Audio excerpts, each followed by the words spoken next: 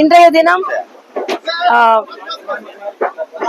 தெலுங்கானா, ஆந்திர பிரதேஷ் மற்றும் கர்நாடகாவை சார்ந்த சகோதர சகோதரிகளுக்கு எனது உளம் கனிந்த யுகாதி வாழ்த்துக்களை தெரிவித்துக் கொள்கிறேன். I wish all the brothers and sisters from the state of Telangana, Telangana, Andhra Pradesh and Karnataka a happy Ugadi. Andhra Pradesh, Telangana, Karnataka ప్రజలందరికీ సోదర సోదరికి ఉగాది పండుగ శుభాకాంక్షలు. మీ అందరూ ఆనందంగా సంతోషంగా ఆరోగ్యంగా ఉండాలని నేను దేవుడిని ప్రార్థిస్తున్నాను. நான் 3 மொழியில இன்னைக்கு சொல்லியிருக்கேன் வாழ்த்து. இது ஒண்ணு சகோதர மொழி, ஒண்ணு தாய்மொழி, ஒண்ணு உலக மொழி. ஆக இங்க எங்கேயுமே மொழி திணிப்பு இல்ல. ஆனா அவங்க மொழியில நம்ம வாழ்த்து சொல்லும் போது அவங்க மகிழ்கிறார்கள். இது இணைப்பு மொழி. இன்னைக்கு கூட பிரதமருக்கும் முதல்வருக்கும் உள்ள வித்தியாசம் என்னன்னா, இன்னைக்கு மன் கி பாத்ல பிரதமர் தமிழ் புத்தாண்டு வாழ்த்துக்கள் வரைக்கும் எல்லா மொழியும் சொல்லி அது இணைப்பு மொழி அப்படின்னு சொல்றாரு. ஆனா முதல்வர் தென் மாநில மொழிகளை வைத்து பிரிக்க முடியாதுன்னு பேசுறார்.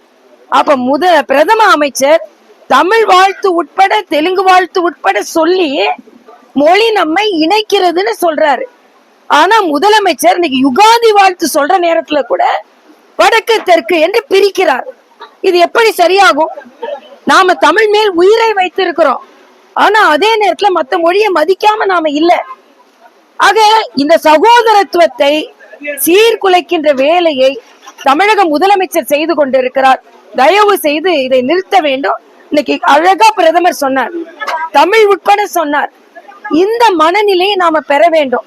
இப்படி சொல்வதனாலே உடனே தமிழுக்கு எதிரானவர்கள் இல்ல, தமிழுக்கு ஆதரவானவர்கள். தமிழ் பாரத தேசம் முழுவதும் போகணும். உத்தரப்பிரதேசத்துல மத்திய பிரதேசத்துல ஒருத்தர் 3வது மொழியாக தமிழை எடுத்து படிக்க முடியும் என்பதுதான் புதிய கல்விக் கொள்கை. அதனால் நீங்க அதை பின்பற்ற வேண்டும் என்பதை நான் கேட்டுக்கொள்கிறேன். இன்னொன்று, இந்த ஊரக வேலை வாய்ப்பு திட்டம், மகாத்மா காந்தி ஊரக வேலை வாய்ப்பு திட்டத்திற்காக இன்றைக்கு ஆர்ப்பாட்டம் செய்யறாங்க.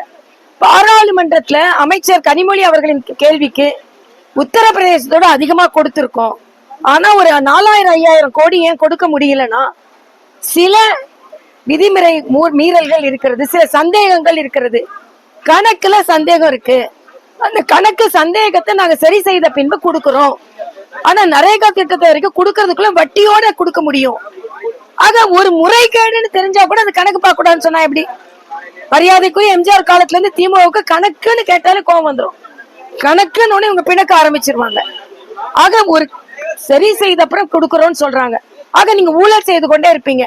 கொடுத்த பணம் சரியாக பெண் தொழிலாளர்கள் உட்பட அவர்களுக்கு கொடுக்கப்பட்டதா?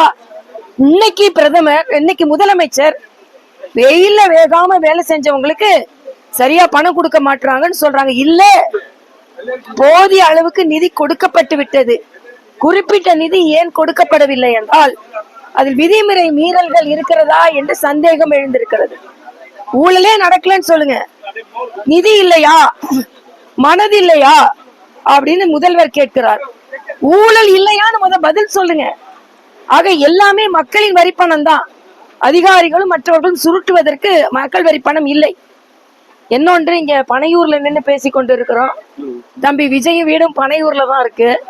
சாலி கிராமத்துல சின்ன பையனா எங்க வீட்டுக்கிட்ட இருந்தவரு அப்புறம் சாலி கிராமத்துல இருந்து பனையூருக்கு வந்திருக்கிறாரு.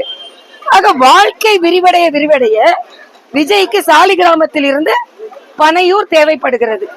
அதே மாதிரிதான் விமான நிலையத்துல பயணிகள் அதிகரிக்க அதிகரிக்க வசதிகள் அதிகமாகும் பொழுது மீனம்பாக்கத்தில் இருந்து பரந்தூர் தேவைப்படுது. பரந்தூரை யார் செலக்ட் பண்ணி கொடுத்தாங்கன்னா மாநில அரசு செலக்ட் பண்ணி கொடுத்தாங்க. ஆக உங்களுக்கு பனையூர் தேவைப்படும் பொழுது மக்களுக்கு பரந்தூர் தேவைப்படக்கூடாதுன்னா எப்படி? பாதி வேலை முடிஞ்ச அப்புறம் பரந்தூரே வேண்டாம் அப்படின்னு இல்ல, அந்த மக்களுக்கு அதிக தொகை ஈடுபாடு கொடுங்க, காம்பன்சேஷன் அதிகம் கொடுங்க. அந்த மக்களுக்கு அதிகமாக பணம் சம்பாதிக்கும் அளவிற்கு வேலை வாய்ப்பை ஏற்படுத்தி தருவோம். விவசாயிகளுக்கு இன்னொரு இடங்கள்ல பறந்து விரிந்த நிலத்தை கொடுப்போம். ஆக உடனே முன்னேற்பாடுக்கோ டெவலப்மெண்ட்டுக்கோ ஆதரவா பேசினா உடனே விவசாயிகளுக்கு எதிராக பேசுவோம்னு அர்த்தம் இல்லை. இந்த இடத்தை செலக்ட் பண்ணி கொடுத்தது மாநில அரசு. இன்னும் விவசாயிகள் இல்லாத இடத்த கொடுத்திருக்கலாம். ஆனா அவங்க கம்பேர் பண்ணதுல இது விவசாயிகளை பாதிக்காத இடம் என்று சொல்லும் பொழுது விவசாயிகளுக்கு இன்னும் அதிக வாய்ப்பை கொடுக்கலாம், இன்னும் அதிக இழப்பீடு அதிகம் கொடுக்கணும். ஆனா பரந்தூரே வேணான்னு சொல்லிட்டு பனையூர்ல உட்கார்ந்து சொன்னா எப்படி தம்பி? இது தவறு. ஆக நாட்டில முன்னேற்றம் ஏற்பட வேண்டும், அதே நேரத்துல விவசாயிகள் பாதிக்கப்படக்கூடாது என்பது எனது கருத்தாக இருக்கிறது. மேடம், இப்போ தாவேகா தலைவர் விஜய் வந்து 2026ல தாவேகா திமுக தான் போட்டி அப்படின்னு சொல்லியிருக்காரு. அதிமுகவையும் சேர்க்கல, பாஜகவையும் இது பத்தி சேர்க்கல. அவரு சேர்க்கல, இவங்க அவங்கள சேர்க்கலையா?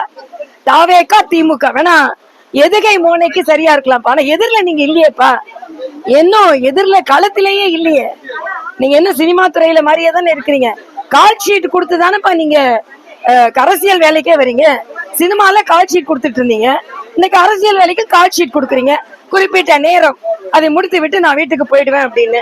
ஆக கால் ஷீட் படி மக்களுக்கு சேவை செய்தா எப்படிப்பா நீங்க ரெண்டாவது நீங்க வந்து திமுகவும் நாங்களும் தான் போட்டின்னு சொல்றீங்க? நாங்களும் தான் போட்டி. திமுகவுக்கு எதிராக நாங்க இவ்வளவு பணியை ஆற்றி கொண்டு இருக்கிறோம்.